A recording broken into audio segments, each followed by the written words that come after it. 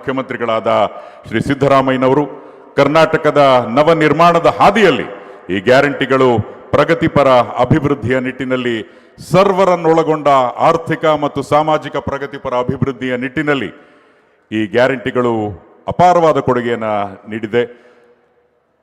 ಸರ್ಕಾರ ಜಾರಿಗೆ ತಂದಿರುವಂತಹ ಈ ಪಂಚ ಗ್ಯಾರಂಟಿ ಯೋಜನೆಗಳು ಜನಸಾಮಾನ್ಯರ ಬದುಕಿನಲ್ಲಿ ಒಂದಲ್ಲ ಒಂದು ರೀತಿಯ ಬದಲಾವಣೆ ಸುಧಾರಣೆಯನ್ನು ತಂದಿದೆ. ಇದೀಗ ಬೀದರ್ ಜಿಲ್ಲೆಗೆ ಸಂಬಂಧಪಟ್ಟಿರುವಂತಹ ನಿಟ್ಟಿನಲ್ಲಿ ಈ ಪಂಚ ಗ್ಯಾರಂಟಿಗಳ ಬಿಡುಗಡೆಯನ್ನು ಕಿರುಹೊತ್ತಿಗೆಯನ್ನು ಮುಖ್ಯಮಂತ್ರಿಗಳು ಹಾಗೂ ಗಣ್ಯರು ಮಾಡಿದ್ದಾರೆ. ಅದಕ್ಕಾಗಿ ಧನ್ಯವಾದಗಳು. ಇನ್ನು ಜೋರಾದ ಕರತಾಳದೊಂದಿಗೆ ನಾವೆಲ್ಲರೂ ಸಹ ಸ್ವಾಗತಿಸೋಣ ಸನ್ಮಾನ್ಯ ಮುಖ್ಯಮಂತ್ರಿಗಳಾದ ಶ್ರೀ ಸಿದ್ದರಾಮಯ್ಯ ಅವರ ಮಾತುಗಳಿಗಾಗಿ.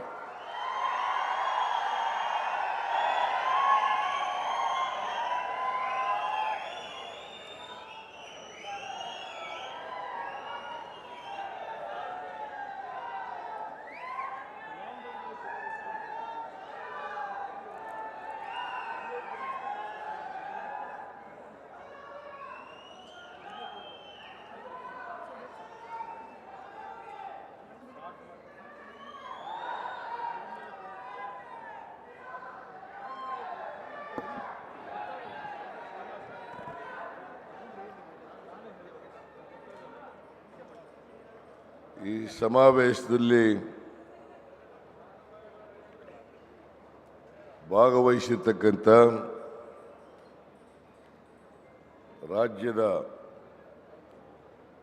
ಉಪಮುಖ್ಯಮಂತ್ರಿಗಳಾದಂಥ ಶ್ರೀ ಡಿ.ಕೆ. ಶಿವಕುಮಾರ್ ಅವರ, ಬೀದರ್ ಜಿಲ್ಲೆಯ ಉಸ್ತುವಾರಿ ಸಚಿವರು ಹಾಗೂ ಅರಣ್ಯ ಸಚಿವರು ಆದಂಥ ಶ್ರೀ ಈಶ್ವರ್ ಖಂಡ್ರೆ ಅವರೇ,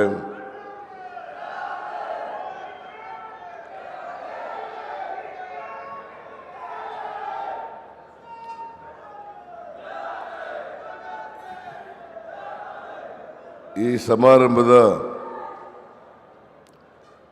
ಅಧ್ಯಕ್ಷತೆ ವಹಿಸಿರ್ತಕ್ಕಂಥ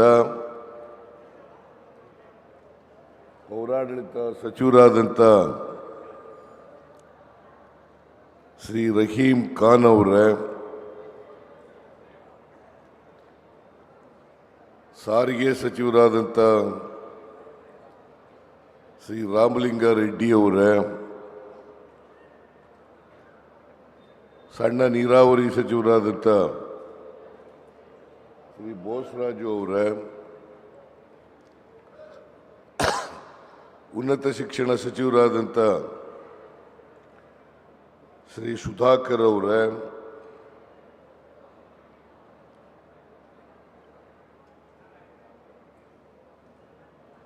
ಸಂಸದರಾದಂಥ ಶ್ರೀ ಸಾಗರ್ ಖಂಡ್ರೆ ಅವರೇ,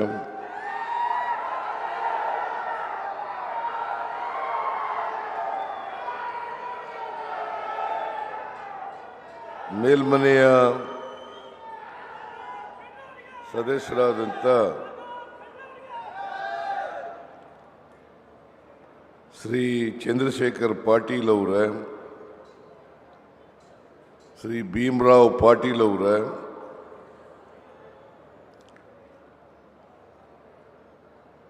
ಮೀನುಗಾರಿಕೆ ಅಭಿವೃದ್ಧಿ ನಿಗಮದ ಅಧ್ಯಕ್ಷರಾದಂಥ ಶ್ರೀಮತಿ ಮಾಲಾ ನಾರಾಯಣರಾವ್ ಅವರೇ, ಮಾಜಿ ಸಚಿವರು ಹಿರಿಯರು ಆದಂಥ ಶ್ರೀ ರಾಜಶೇಖರ್ ಪಾಟೀಲ್ ಅವರೇ, ಮಾಜಿ ಶಾಸಕರಾದಂಥ ಅಶೋಕ್ ಖೇಣಿ ಅವರೇ,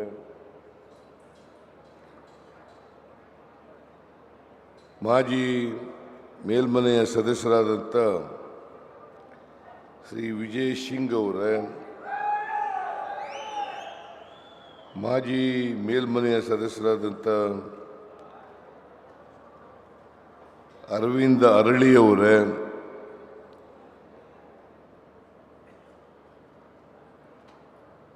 ಬೀದರ್ ಅಭಿವೃದ್ಧಿ ಪ್ರಾಧಿಕಾರದ ಅಧ್ಯಕ್ಷರು,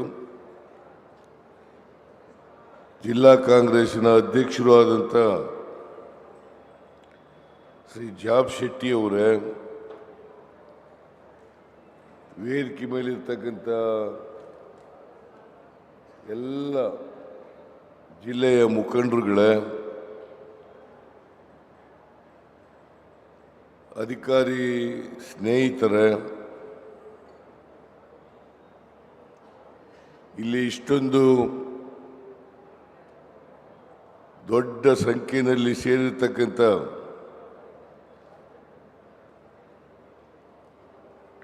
ಆತ್ಮೀಯ ಬಂಧುಗಳೇ, ತಾಯಂದಿರೇ, ಮಾಧ್ಯಮದ ಗೆಳೆಯರೇ, ನಾವು ತಡವಾಗಿ ಬಂದದಕ್ಕೆ ಕ್ಷಮಿಸಬೇಕು. ನೀವೆಲ್ಲರೂ ಕೂಡ ಸುಮಾರು 12 ಗಂಟೆಗೆ ಬಂದಿದ್ದೀರಿ. ಈಗಾಗಲೇ 8 ಗಂಟೆಗಿಂತ ಹೆಚ್ಚಾಗಿದೆ. ಬಹಳ ಹೊತ್ತು ನೀವೆಲ್ಲರೂ ಕೂಡ ಬಹಳ ತಾಳ್ಮೆಯಿಂದ, ಸಹನೆಯಿಂದ ಈ ಕಾರ್ಯಕ್ರಮದಲ್ಲಿ ಭಾಗವಹಿಸಿದ್ದೀರಿ. ಅದಕ್ಕೋಸ್ಕರ ನಿಮ್ಮೆಲ್ಲರಿಗೂ ಕೂಡ ಸರ್ಕಾರದ ವತಿಯಿಂದ ಧನ್ಯವಾದಗಳನ್ನು ಹೇಳಲಿಕ್ಕೆ ಬಯಸ್ತಾ ಇದ್ದೇನೆ.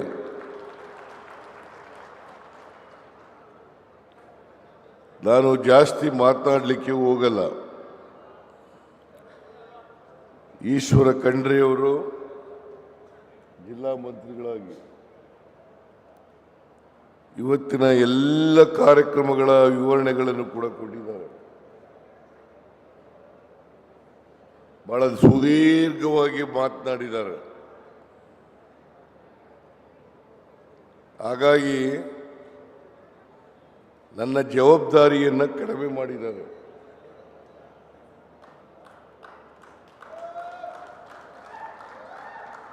ರಹೀಂ ಖಾನ್ ಅವರು ಕೂಡ ಯಾವಾಗಲೂ ಕಡಿಮೆ ಮಾತಾಡ್ತಿದ್ರು, ಇವತ್ತು ಸ್ವಲ್ಪ ಅವರು ಜಾಸ್ತಿ ಮಾತಾಡಿದ್ದಾರೆ.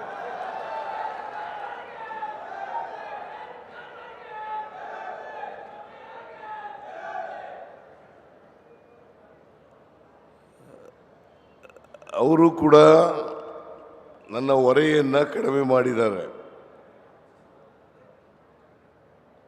ನಿಮಗೆಲ್ಲ ಗೊತ್ತಿದೆ, ಅನುಭವಿಸ್ತಾ ಇದ್ದೀರಿ.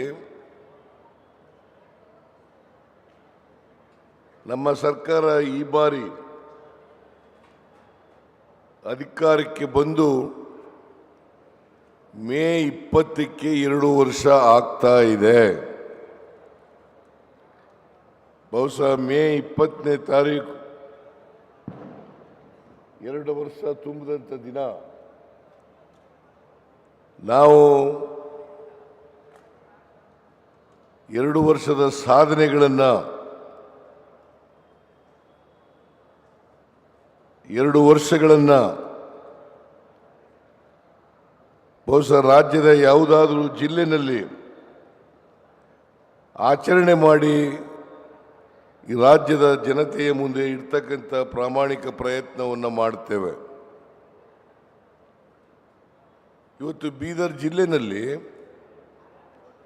ಸುಮಾರು 2025 ಕೋಟಿ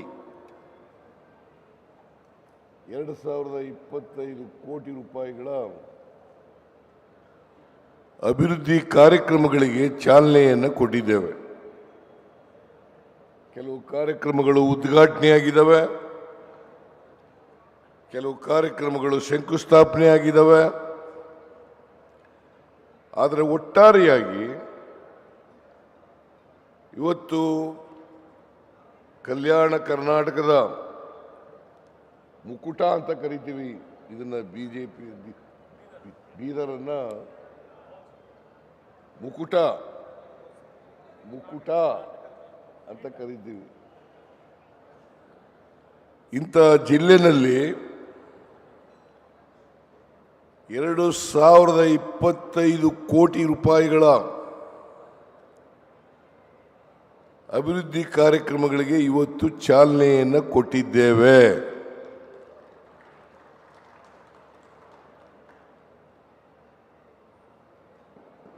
ಈಶ್ವರ್ ಖಂಡ್ರೆ ಅವರು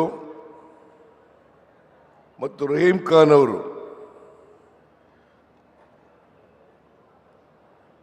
ಬಹಳ ಉತ್ತಮವಾಗಿ ಕೆಲಸ ಮಾಡ್ತಾ ಇದ್ದಾರೆ.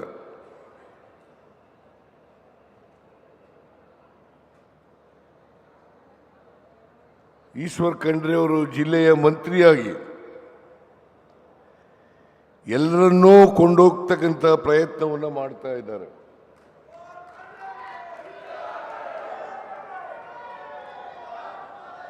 ನಾವು ಕಳೆದ ವಿಧಾನಸಭಾ ಚುನಾವಣೆಯಲ್ಲಿ 6 ವಿಧಾನಸಭಾ ಕ್ಷೇತ್ರಗಳಲ್ಲಿ 2 ಗೆದ್ದಿದ್ದದ್ದು. ಆದರೆ ಲೋಕಸಭಾ ಚುನಾವಣೆಯಲ್ಲಿ ಸಾಗರ್ ಖಂಡ್ರೆ ಅವರು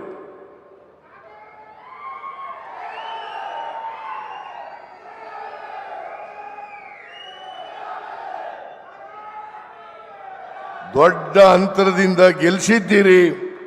ಅದಕ್ಕೋಸ್ಕರ ನಿಮ್ಮೆಲ್ಲರಿಗೂ ಕೂಡ ಧನ್ಯವಾದಗಳನ್ನು ಹೇಳಲಿಕ್ಕೆ ಬಯಸ್ತಾ ಇದ್ದೇನೆ.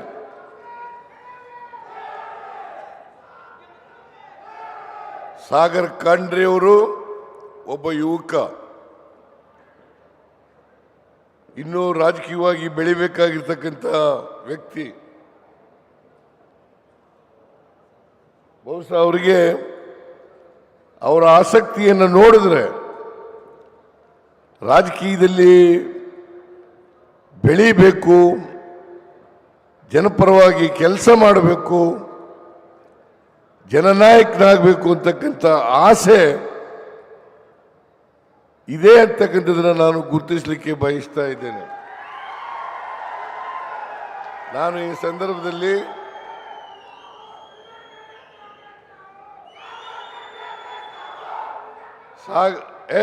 ಸುಮ್ಮನಿರಪ್ಪ, ಸಾಗರ್ ಖಂಡ್ರೆ ಅವರಿಗೆ ಶುಭವಾಗಲಿ ಅಂತೇಳಿ ಹಾರೈಸ್ತೇನೆ.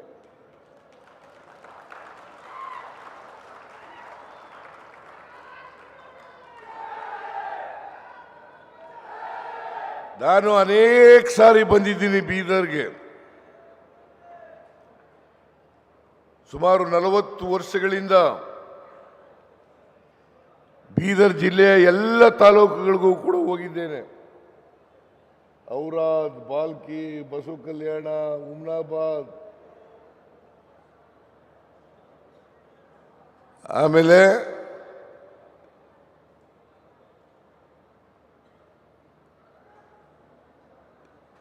ಈ 6 ಕ್ಷೇತ್ರಗಳನ್ನು ಕೂಡ, ಬೀದರ್ ಜಿಲ್ಲೆನ 6 ಕ್ಷೇತ್ರಗಳನ್ನು ಅನೇಕ ಬಾರಿ ಭೇಟಿ ಮಾಡಿದ್ದೀನಿ.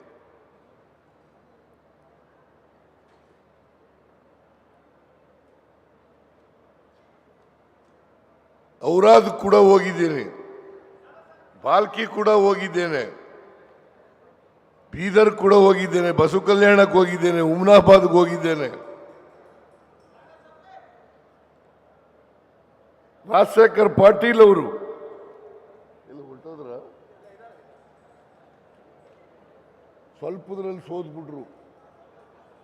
ನಾನು ಅವ್ರು ಗೆಲ್ತಾರೆ ಅಂತ ಅನ್ಕೊಂಡಿದ್ದೆ. ನಾನು ಹುಮ್ನಾಬಾದ್ಗೆ ಹೋಗಿದ್ದೆ. ನಾನು ಹೋದ್ರ ಹುಮ್ನಾಬಾದ್ಗೆ ಹೋಗಿದ್ದೆ.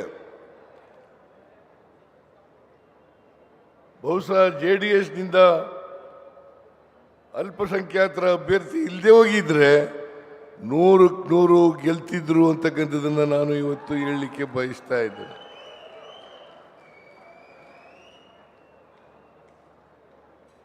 ನಮ್ಮ ಸರ್ಕಾರ ನುಡಿದಂತೆ ನಡೆದ ಸರ್ಕಾರ. ಚುನಾವಣಾ ಪೂರ್ವದಲ್ಲಿ 5 ಭರವಸೆಗಳನ್ನು ಕೊಟ್ಟಿದ್ದು ನಾವು.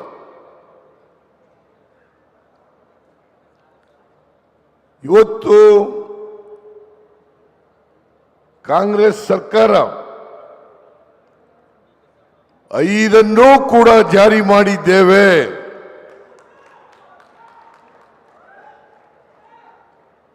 ಬಹಳ ಜನ ಹೇಳ್ತಾ ಇದ್ರು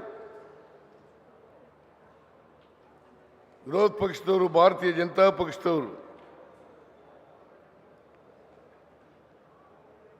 5 ಗ್ಯಾರಂಟಿ ಯೋಜನೆಗಳನ್ನು ಘೋಷಣೆ ಮಾಡಿಬಿಟ್ಟಿದ್ದಾರೆ. ಅವುಗಳನ್ನು ಜಾರಿ ಮಾಡಕ್ಕಾಗಲ್ಲ. ಒಂದು ವೇಳೆ ಜಾರಿ ಮಾಡಿದ್ರೆ ಕರ್ನಾಟಕ ರಾಜ್ಯ ಆರ್ಥಿಕವಾಗಿ ದಿವಾಳಿಯಾಗಿ ಹೋಗ್ತದೆ ಅಂತೇಳಿ ಹೇಳ್ತಾ ಇದ್ರು. ಇದೇ ನರೇಂದ್ರ ಮೋದಿಯವರು, ಈ ದೇಶದ ಪ್ರಧಾನಮಂತ್ರಿ.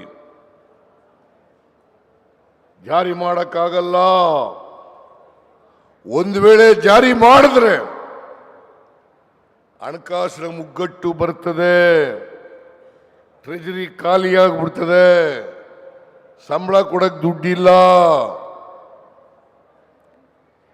ಈಗಲೂ ಹೇಳ್ತಾರೆ ಬಿಜೆಪಿಯವರು ಈಗಲೂ ಹೇಳ್ತಾರೆ ಏನಂತ ಅಂದ್ರೆ, ಗ್ಯಾರಂಟಿ ಯೋಜನೆಗಳನ್ನು ಜಾರಿ ಮಾಡಿ ಅಭಿವೃದ್ಧಿ ಕೆಲಸಗಳಿಗೆ ತಿಲಾಂಜಲಿಯನ್ನು ಇಟ್ಟಿದ್ದಾರೆ. ಅಭಿವೃದ್ಧಿ ಕೆಲಸಗಳು ನಡೀತಾ ಇಲ್ಲ. ನಾನು ಬಿಜೆಪಿಯ ಅಶೋಕ್ ಅವರಿಗೆ,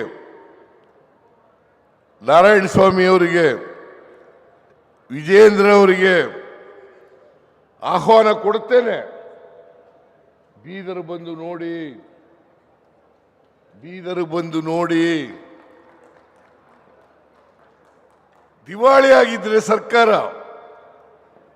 ಇವತ್ತು 2025 ಕೋಟಿ ರೂಪಾಯಿಗಳ ಅಭಿವೃದ್ಧಿ ಕಾರ್ಯಕ್ರಮಗಳಿಗೆ ಶಂಕುಸ್ಥಾಪನೆ, ಉದ್ಘಾಟನೆ ಮಾಡಕ್ಕಾಯ್ತಾ ಇತ್ತಾ? ಹೇಳಿ ನೀವೇ, ಮಾಡಕ್ಕಾಯ್ತಾ ಇತ್ತಾ? ಅವರು ಇವತ್ತು ಇಡೀ ರಾಜ್ಯ ತುಂಬ ಜನಾಕ್ರೋಶ, ಬೆಲೆ ಏರಿಕೆ ಆಗ್ಬಿಟ್ಟಿದೆ.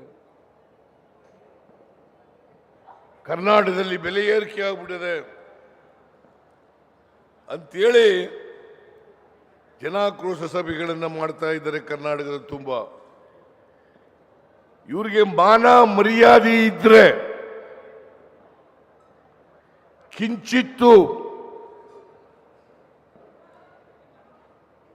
ಜನಪರವಾದಂಥ ಕಾಳಜಿ ಇದ್ರೆ ಈ ಸುಳ್ಳು ನಾಟಕವನ್ನು ಬಂದ್ ಮಾಡಬೇಕಾಗಿತ್ತು. ಬೆಲೆ ಏರಿಕೆ ಯಾರಿಂದ ಆಯ್ತು? ಇವತ್ತು ಇಡೀ ದೇಶದಲ್ಲಿ ಬೆಲೆ ಏರಿಕೆ ಆಗಿದ್ರೆ ಕೇಂದ್ರದಲ್ಲಿ ಇರ್ತಕ್ಕಂಥ ಬಿಜೆಪಿ ಸರ್ಕಾರ ಕಾರಣ ಅಂತಕ್ಕಂಥದ್ದನ್ನು ತಾವು ತಿಳ್ಕೋಬೇಕಾಗ್ತದೆ. ಇವತ್ತು ಮನಮೋಹನ್ ಸಿಂಗ್ರವರ ಸರ್ಕಾರ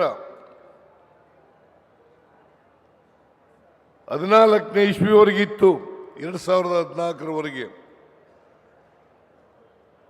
ಅವತ್ತು ಪೆಟ್ರೋಲ್ ಮತ್ತು ಡೀಸೆಲ್ ಬೆಲೆ ಎಷ್ಟಿತ್ತು? ಕ್ರೂಡ್ ಆಯಿಲ್ ಬೆಲೆ ಎಷ್ಟಿತ್ತು? ಅಂತರ ರಾಷ್ಟ್ರಗಳ ಮಾರುಕಟ್ಟೆಯಲ್ಲಿ ಕ್ರೂಡ್ ಆಯಿಲ್ ಬೆಲೆ ಎಷ್ಟಿತ್ತು? ಇವತ್ತೆಷ್ಟಾಗಿದೆ? ನರೇಂದ್ರ ಮೋದಿಯವರು ಹೇಳಿದ್ರು, ಅಚ್ಚೇ ದಿನ ಆಯೇಗಾ ಅಂತ ಹೇಳಿದ್ರು. ಅಚ್ಚೇ ದಿನ ಆಯೇಗಾ ಬಂತ? ಒಳ್ಳೆ ದಿನ ಬಂದಿದೆಯಾ ನಿಮಗೆ? ಮನಮೋಹನ್ ಸಿಂಗ್ ಇರುವಾಗ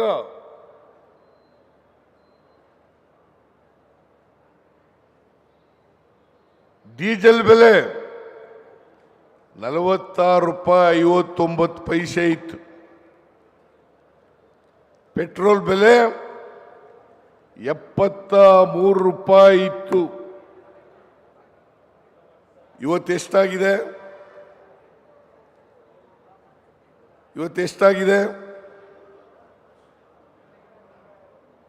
ಎಕ್ಸೈಸ್ ಡ್ಯೂಟಿ 3 ರೂಪಾಯಿ 45 ಪೈಸೆ ಇತ್ತು ಪೆಟ್ರೋಲ್ ಡೀಸೆಲ್ ಮೇಲೆ. 9 ರೂಪಾಯಿ 40 ಪೈಸೆ ಇತ್ತು ಪೆಟ್ರೋಲ್ ಮೇಲೆ. ಇವತ್ತೆಷ್ಟಾಗಿದೆ?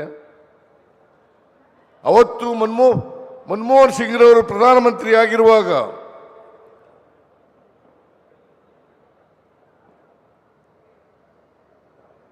ಕ್ರೂಡ್ ಆಯಿಲ್ ಬೆಲೆ ಒಂದು ಬ್ಯಾರೆಲ್ಗೆ ಅಂತಾರಾಷ್ಟ್ರೀಯ ಮಾರುಕಟ್ಟೆಯಲ್ಲಿ 118, 120 ರೂಪಾಯಿವರೆಗಿತ್ತು. 118ರಿಂದ 125ವರೆಗಿತ್ತು. ಮೊನ್ನೆ ಅಂತಾರಾಷ್ಟ್ರೀಯ ಮಾರುಕಟ್ಟೆಯಲ್ಲಿ ಕ್ರೂಡ್ ಆಯಿಲ್ ಬೆಲೆ ಕಡಿಮೆಯಾಗಿದೆ, $65ಗೆ ಇಳಿದಿದೆ.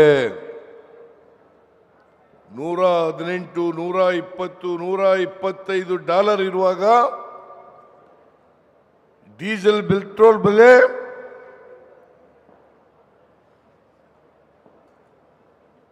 ₹46.59 ಡೀಸೆಲ್ ಬೆಲೆ, ₹73 ಪೆಟ್ರೋಲ್ ಬೆಲೆ.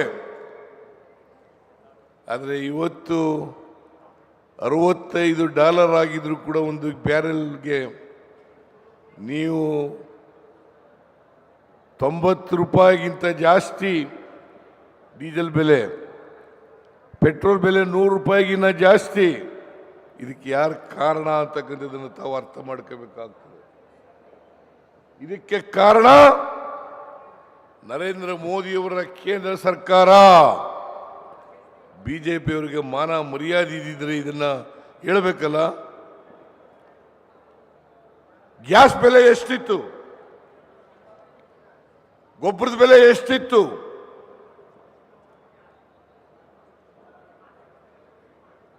ಒಂದು ಗ್ಯಾಸ್ ಸಿಲಿಂಡರ್ 420-30 ರೂಪಾಯಿ ಇತ್ತು.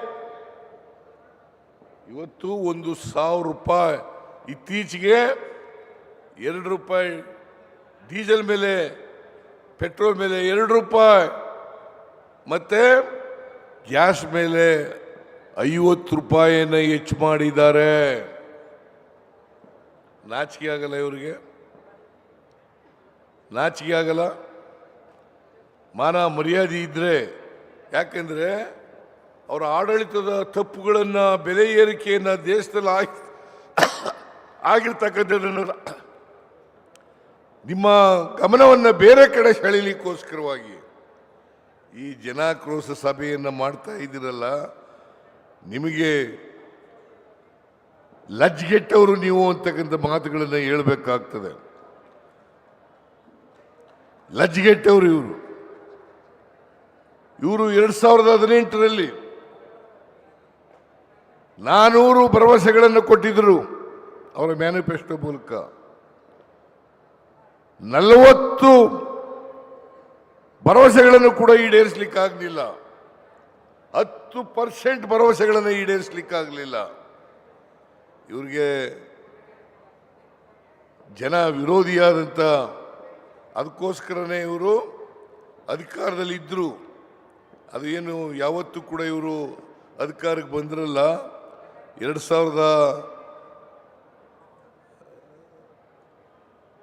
2018ರಲ್ಲಿ ಯಾವತ್ತೂ ಕೂಡ ಇವರು ಜನರ ಆಶೀರ್ವಾದವನ್ನು ಪಡ್ಕೊಂಡು ಅಧಿಕಾರಕ್ಕೆ ಬಂದಿಲ್ಲ. ಹಿಂಬಾಗಲಿನಿಂದ ಅಧಿಕಾರಕ್ಕೆ ಬಂದಿರೋರು, ಆಪರೇಷನ್ ಕಮಲ ಮಾಡಿ ಅಧಿಕಾರಕ್ಕೆ ಬಂದಿರತಕ್ಕಂಥವ್ರು. ಇವರು ನಮಗೆ ಪಾಠ ಹೇಳಲಿಕ್ಕೆ ಬಂದಿದ್ದಾರೆ. ಇವರು ನಮಗೆ ಬೆಲೆ ಏರಿಕೆ ಮಾಡಿಬಿಟ್ಟಿದ್ದಾರೆ. ಜನವಿರೋಧಿಯಾದಂಥ ಸರ್ಕಾರ ಅಂತಕ್ಕಂಥ ಹಣೆಪಟ್ಟಿಯನ್ನು ಕಟ್ಟಲಿಕ್ಕೆ ಬಯಸ್ತಾ ಇದ್ದಾರೆ. ನಾವು ಕಳೆದ ವರ್ಷ ಬಜೆಟ್ ಮಂಡಿಸಿದ್ದು 3,71,000 ಕೋಟಿ. ಈ ವರ್ಷ, ಈ ಆರ್ಥಿಕ ವರ್ಷದಲ್ಲಿ ಬಜೆಟ್ ಮಂಡಿಸಿರ್ತಕ್ಕಂಥದ್ದು 4,09,000 ಕೋಟಿ. ಅಂದ್ರೆ 38,000 ಕೋಟಿ ರೂಪಾಯಿ ಹೆಚ್ಚಾಗಾಯಿತು. ನಮಗೆ ಆರ್ಥಿಕವಾಗಿ ಮುಗ್ಗಟ್ಟಿದ್ದಿದ್ರೆ 38,000 ಕೋಟಿ ರೂಪಾಯಿನ ಬಜೆಟ್ ಗಾತ್ರವನ್ನು ಹೆಚ್ಚು ಮಾಡಲಿಕ್ಕೆ ಸಾಧ್ಯ ಆಯ್ತಿತ್ತ? ಕಳೆದ ವರ್ಷ ಕ್ಯಾಪಿಟಲ್ ಎಕ್ಸ್ಪೆಂಡಿಚರ್ ನಾವು ಮಾಡಿದ್ದು 56,000 ಕೋಟಿ. ಈ ವರ್ಷ 83,000 ಕೋಟಿ. ಇವತ್ತು ಎಲ್ಲ ಬಿಜೆಪಿ ಸರ್ಕಾರಗಳು ಎಲ್ಲೆಲ್ಲಿ ಇದ್ದಾವೆ ಅವೆಲ್ಲಕ್ಕಿಂತ ಜಾಸ್ತಿ ಖರ್ಚು ಮಾಡಿದ್ದೀವಿ ಕ್ಯಾಪಿಟಲ್ ಎಕ್ಸ್ಪೆಂಡಿಚರ್. ಇದನ್ನ ಅರ್ಥ ಮಾಡ್ಕೋಬೇಕಾಗ್ತದೆ. ಕ್ಯಾಪಿಟಲ್ ಎಕ್ಸ್ಪೆಂಡಿಚರ್ ಅಂತಂದ್ರೆ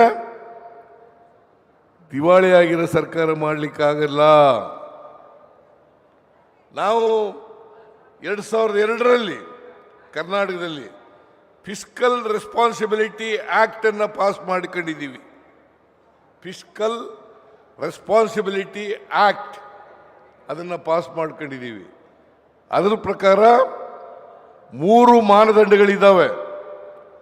ಒಂದು, ಬಜೆಟ್ ಮಂಡಿಸಿದಾಗ ನಮ್ಮ ಹಣಕಾಸಿನ ಪರಿಸ್ಥಿತಿ ಚೆನ್ನಾಗಿರಬೇಕು ಅನ್ನೋದಾದರೆ, ಚೆನ್ನಾಗಿದೆ ಅಂತ ಅನ್ನೋದಾದರೆ ರೆವಿನ್ಯೂ ಸರ್ಪ್ಲಸ್ ಇರಬೇಕು.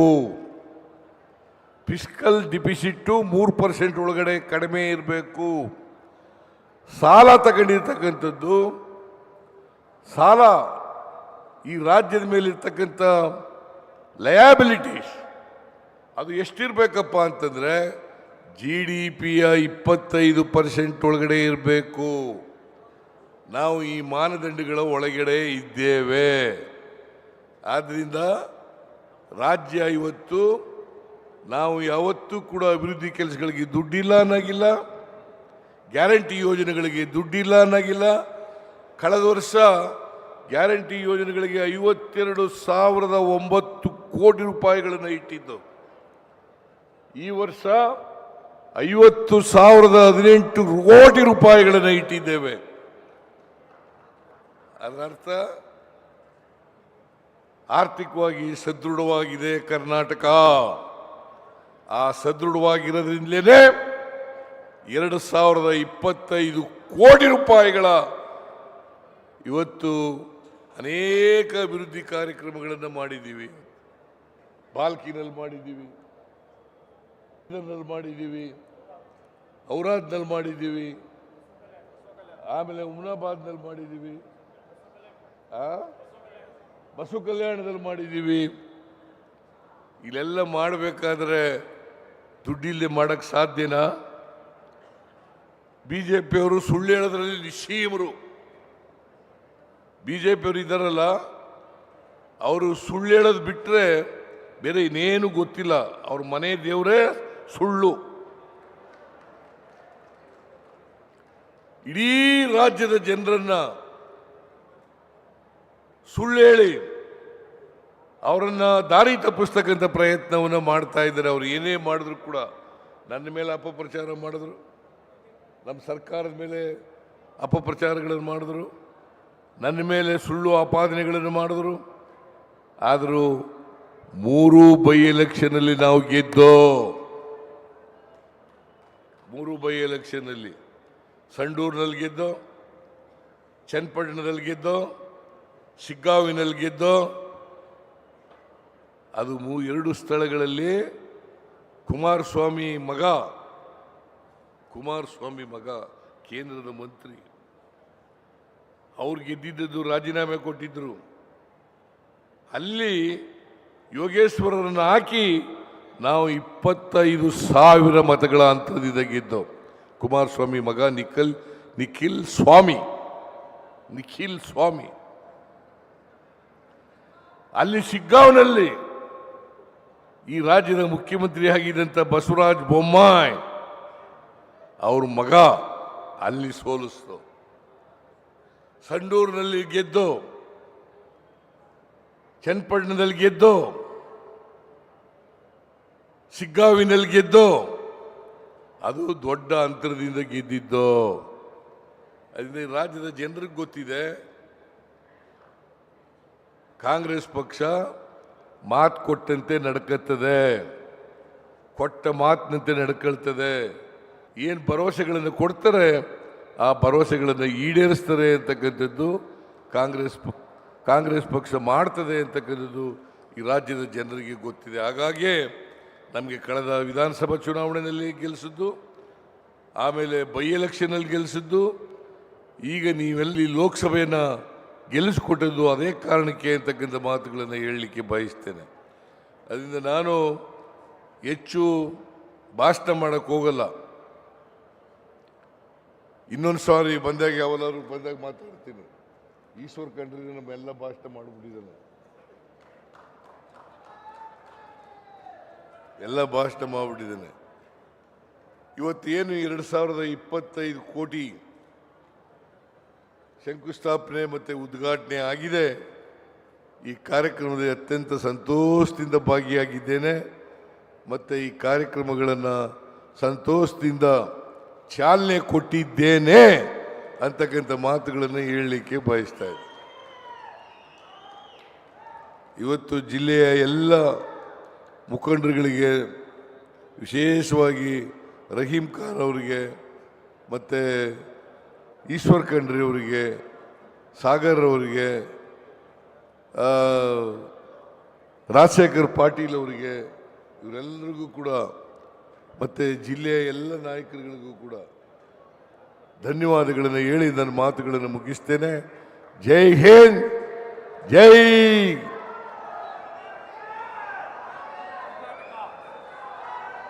ಜೈ ಕರ್ನಾಟಕ, ಜೈ ಬಾಪು, ಜೈ ಭೀಮ್, ಜೈ ಸಂವಿಧಾನ್. ಮುಖ್ಯಮಂತ್ರಿಗಳಿಗೆ ಧನ್ಯವಾದಗಳು. ಪ್ರೇಕ್ಷಕರೆಲ್ಲರೂ ಸಹ ಇರಬೇಕು. ಫಲಾನುಭವಿಗಳಿಗೆ ಮೊದಲನೇದಾಗಿ ಕರ್ನಾಟಕ ಕೊಳಗೇರಿ ಅಭಿವೃದ್ಧಿ ಮಂಡಳಿಯಲ್ಲಿ